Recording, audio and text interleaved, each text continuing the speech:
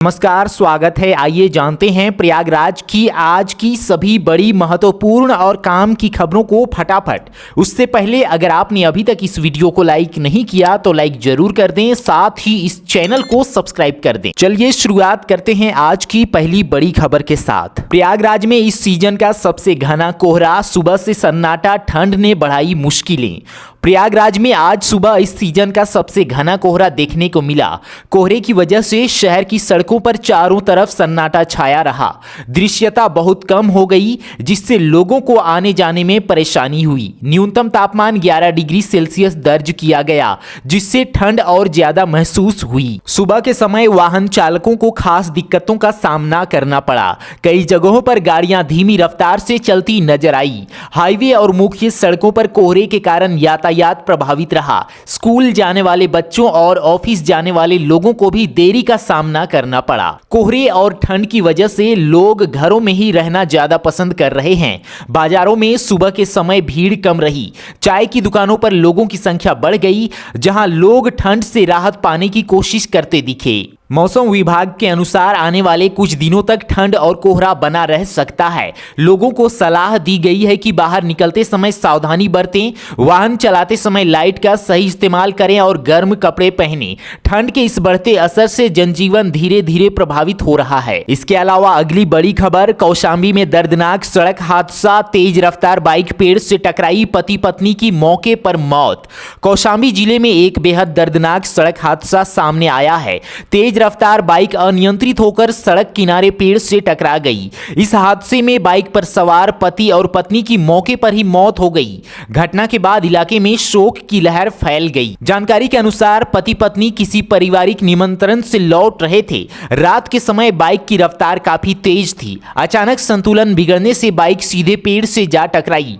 टक्कर इतनी जोर थी कि दोनों ने मौके पर ही दम तोड़ दिया। हादसे की सूचना मिलते ही आसपास के लोग मौके पर पहुंचे और पुलिस को जानकारी दी। पुलिस ने पहुंचकर दोनों शवों को कब्जे में लिया और पोस्टमार्टम के लिए भेज दिया। परिवार वालों को जैसे ही हादसे की खबर मिली, घर में कोहराम मच गया।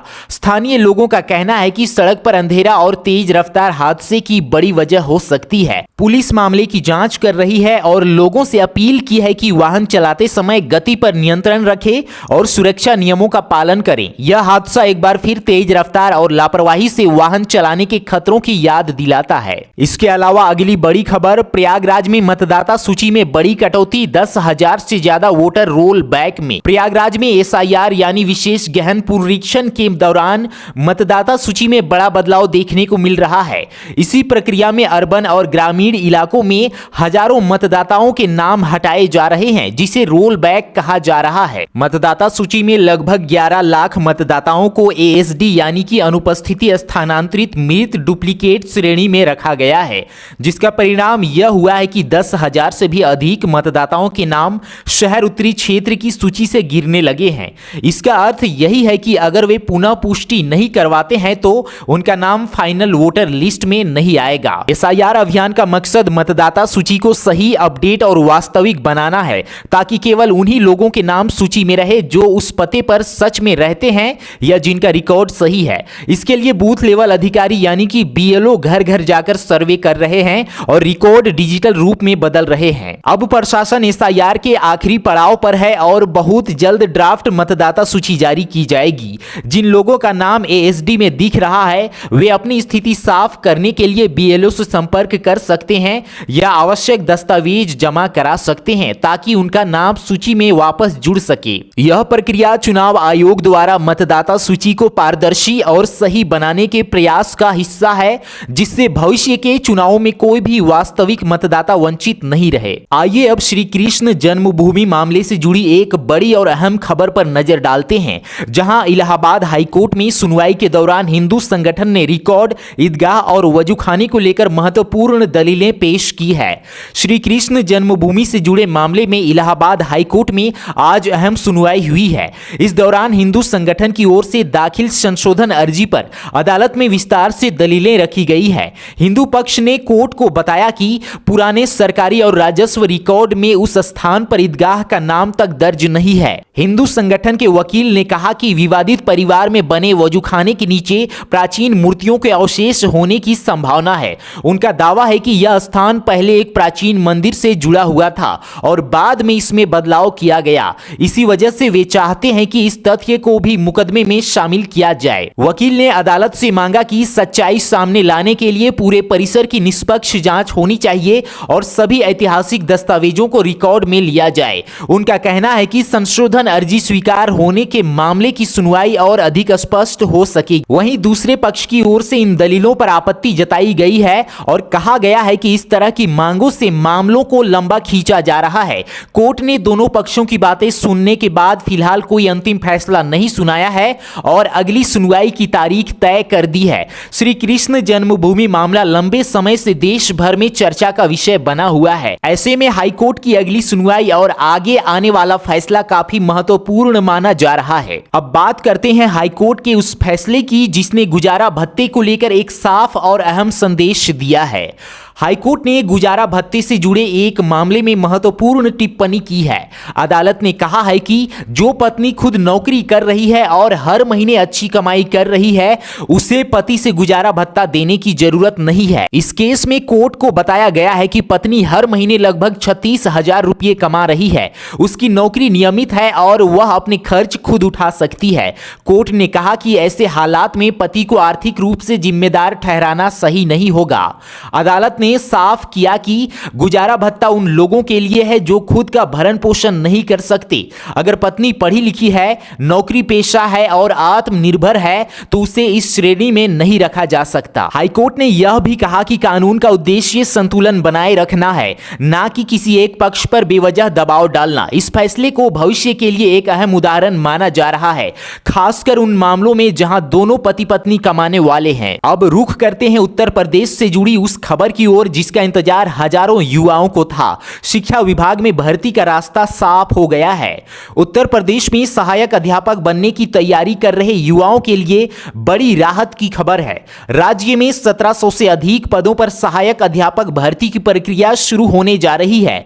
इसके लिए 15 दिसंबर से 20 दिसंबर तक ऑनलाइन आवेदन किए जा सकेंगे। यह फैसला सुप्रीम कोर्ट के आदेश के बाद लिया गया है। लंबे समय से यह भर्ती कानूनी प्रक्रिया के कारण रुकी हुई थी, जिससे अभ्यर्थियों में निराशा थी। अब अदालत के आदेश के बाद सरकार और संबंधित विभाग में भर्ती प्रक्रिया आगे बढ़ाने का निर्णय लिया गया है। जानकारी के अनुसार भर्ती से जुड़े सभी जरूरी शर्तों और दिशा निर्देश आधिकारिक वेबसाइट पर जारी किए जाएंगे। अभ्यर्थियों को सलाह दी गई है कि आवेदन से पहले पात्रता, आयु सीमा और जरूरी दस्तावेजों की अच्छी तरह से जांच कर लें। इस भर्ती से प्रदेश के स्कूलों में शिक्षकों की कमी को दूर करने में मदद मिलेगी। साथ ही बड़ी संख्या में युवाओं को सरकारी नौकरी पाने का मौका भी मिलेगा। लंबा इंतजार के बाद आई इस खबर से अभ्यर्थियों में खुशी का माहौल है। अब सभी की नजरें आवेदन प्रक्रिया और आगे की चयन प्रक्रिया पर टिकी हैं। अब बात एक संवेदनशील मामले की, जहां हाईकोर्ट ने सोशल मीडिया पोस्ट को लेकर सख्त रुख अपनाया है। पैगंबर मोहम्मद के खिलाफ की गई टिप्पणी के मामले में हाईकोर्ट ने आरोपी को कोई राहत देने से इनकार कर दिया है। अदालत ने आरोपी के खिलाफ चल रही कार्रवाई को रद्द करने की मांग खारिज कर दी है। यह मामला एक फेसबुक पोस्ट से जुड़ा है जिसमें आपत्तिजनक टिप्पणी की गई थी। आरोपी ने कोर्ट से अनुरोध किया था कि उसके खिलाफ दर्ज मामला खत्म किया जाए, लेकिन हाईकोर्ट ने इस दलील को स्वीकार नहीं किया। कोर्ट ने अपने आदेश में कहा कि फेसबुक पर की गई पोस्ट का इरादा दुर्भाग्यपूर्ण था और इससे समाज में गलत संदेश गया। अदालत ने साफ कहा कि धार्मिक भावनाओं से जुड़े मामलों में इस तरह की टिप्पणियों को हल्के में नहीं लिया जा सकता।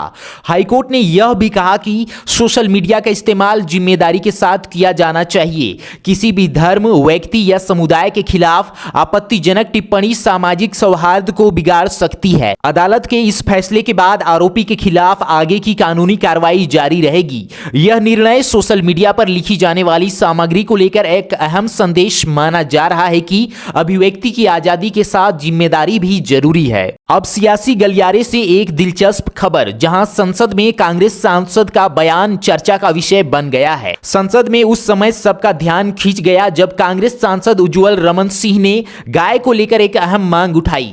उन्होंने संसद में कहा कि गाय को राष्ट्रमाता का दर्जा दिया जाना चाहिए। उनका यह बयान राजनीतिक हलकों में चर्चों का विषय बन गया है। आमतौर पर यह मुद्दा भाजपा और विश्व हिंदू परिषद जैसे संगठनों से जुड़ा माना जाता है, लेकिन कांग्रेस सांसद की ओर से यह मांग आने के बाद सियासी बहस तेज हो गई है। उज्जवल रमन ने कहा कि गाय का भारतीय संस्कृति और ग्रामीण अर्थव्यवस्था में विशेष महत्व है और इसे राष्ट्रीय स्तर पर सम्मान मिलना चाहिए। उन्होंने यह भी कहा कि गाय किसानों की आजीविका से जुड़ी हुई है और देश की परंपरा में उसका खास स्थान है, इसलिए सरकार को इस दिशा में गंभीरता से विचार करना चाहिए। सांसद के इस बयान के बाद राजनीतिक प्रतिक्रियाएं भी सामने आ रही है। कुछ लोग इसे सकारात्मक पहल बता रहे हैं तो कुछ इसे राजनीतिक रणनीति से जोड़कर देख रहे हैं। फिलहाल कांग्रेस सांसद की यह मांग संसद के बाहर भी चर्चा में है और आने वाले दिनों में इस पर सियासी बयानबाजी और तेज होने की संभावना जताई जा रही है। अब एक खबर चुनावी प्रक्रिया से जुड़ी हुई, जहां मतदाता सूची को लेकर बड़ा विवाद सामने आया है।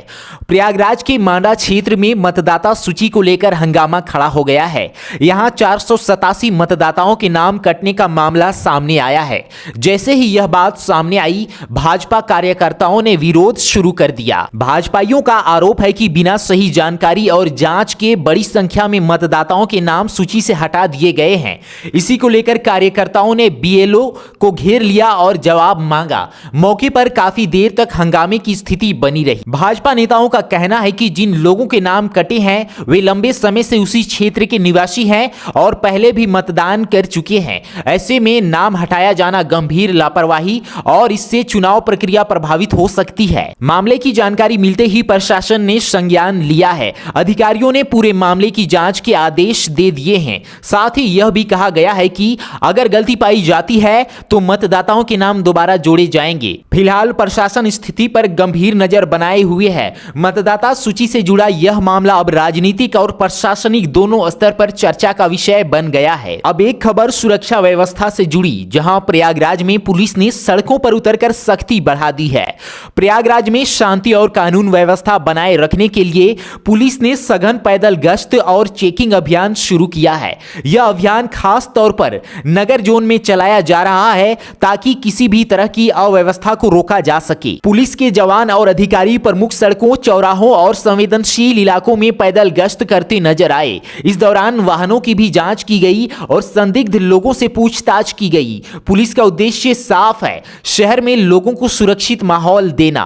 अधिकारियों का कहना है कि इस तरह की पैदल गश्त से अपराध पर नियंत्रण रहता है और आम जनता में भरोसा बढ़ता है। साथ ही असामाजिक तत्वों पर भी नजर रखी जा रही है। पुलिस ने लोगों से अपील की है कि किसी भी संदिग्ध गतिविधियों की जानकारी तुरंत पुलिस को दें। शहर में शांति व्यवस्था बनाए रखने के लिए आने वाले दिनों में भी ऐसे अभियान जारी रहेंगे। इस सघन गश्त और चेकिंग से प्रयागराज में सुरक्षा व्यवस्था और मजबूत होती दिखाई दे रही है।